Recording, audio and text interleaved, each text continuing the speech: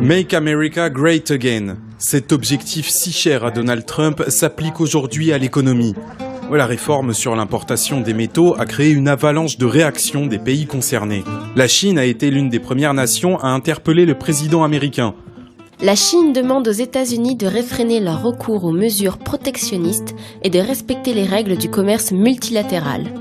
Rappelons que les États-Unis représentent le premier importateur mondial d'acier.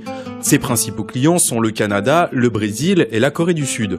Par cette mesure, Donald Trump veut rendre sa grandeur à l'industrie américaine s'agissant de la production et l'exportation de métaux.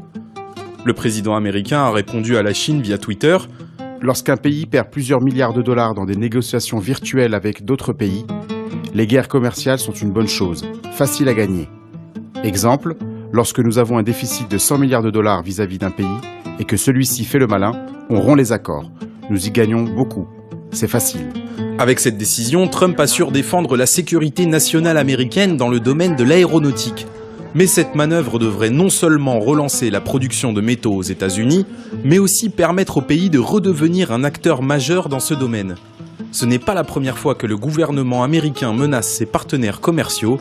La plupart des pays concernés demandent l'exonération de ces taxes, mais la volonté de faire du président américain semble compromettre toute négociation.